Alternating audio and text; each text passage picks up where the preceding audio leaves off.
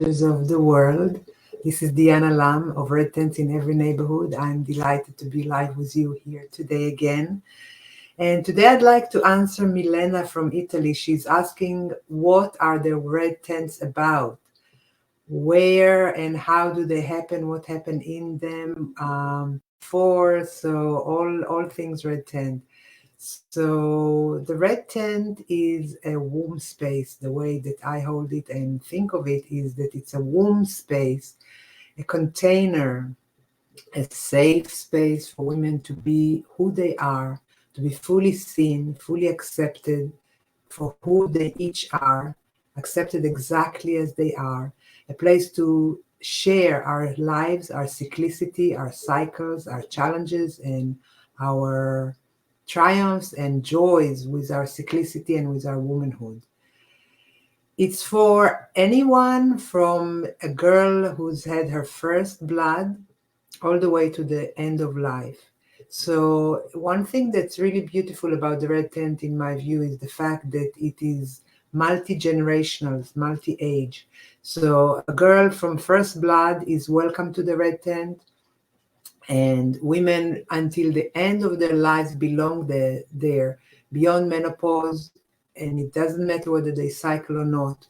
I will talk separately another time about the purple moon, which is a space for menopause women, for women in their wisdom years who need and desire a space for those in their stage in life. But that does not exclude them from the red tent. The red tent is a place for women of all and any age, from first blood to the end of life.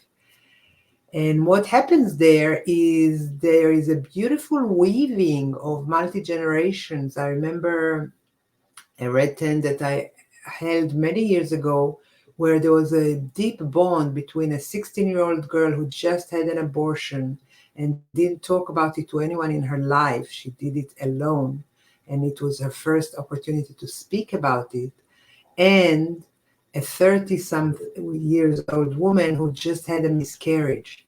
So here was a teen girl who had an abortion, an unwanted pregnancy that she had to finish by herself. And here was a young woman of 30 who wanted this baby so much but miscarried it. And the bond between them was just superb and touching and moving and deep. Where else would in a lifetime these separate experiences meet and get to share and support each other? Typically, there is the teen center here, and there is the senior center there, and there is age segregation, there is compartments for everything. A red tent is a place of womanhood and women of all ages to share their life experiences in all phases and all stages, and all women have space in the red tent. The young ones that just recently started bleeding bring their freshness, their questions, their aspiration, their visions, their courage. And the older one bring their wisdom, their experience. They're looking back and seeing the richness that they have accumulated over their lives. And there is so much cross-fertilization, so much cross ideas and cross support and cross empathy among ages of all women that otherwise in the culture not really get many chances, if at all, to meet. So that's another aspect, another facet of the red tent.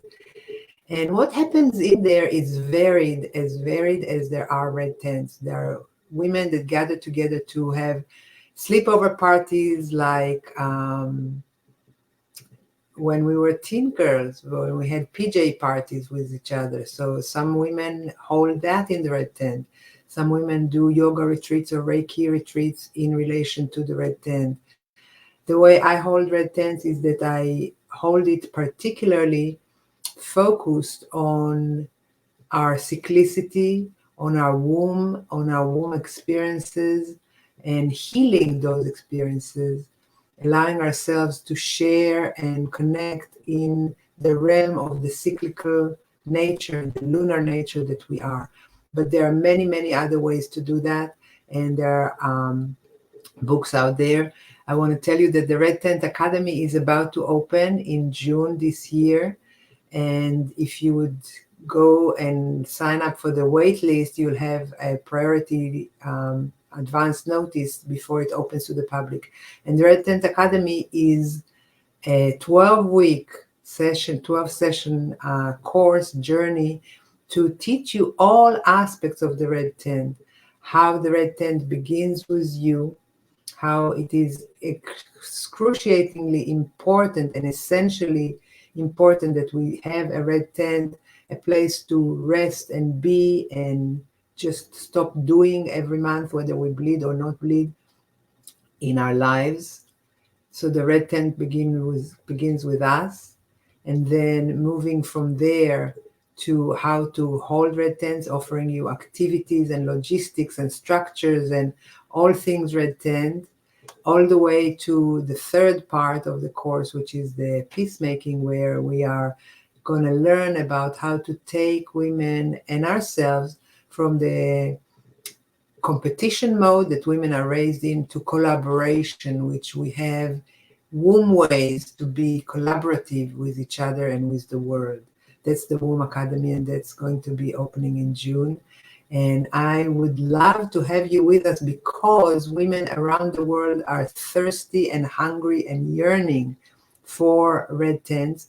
And we need more and more and more red tent leaders, women like you, who take the journey of embracing the red tent as a practice in their own lives and have the skills and the wherewithal and knowledge and tools to hold red tents for other women so that we can spread the vision. I see, hello here, Anna Gabriela. Hello, you're in Kentucky. That's a different place for you to be. And Martha, Isabel is in New York as usual. Love to see familiar faces. Good to see you. If there are any questions, I will be definitely answering them in next modes, next Thursdays. Every Thursday I will be here. And for right now, I'm going to bid you all farewell. The Red Tent is a place for all of us. And I want you to know there is a place for you in the Red Tent, and you can learn how to create a Red Tent for yourself at any age. It is a place of renewal. It's a place of regeneration. And I wish on each and every one of us to have a place like that in our lives. Take good care now, and I'll see you next time. Bye-bye for now.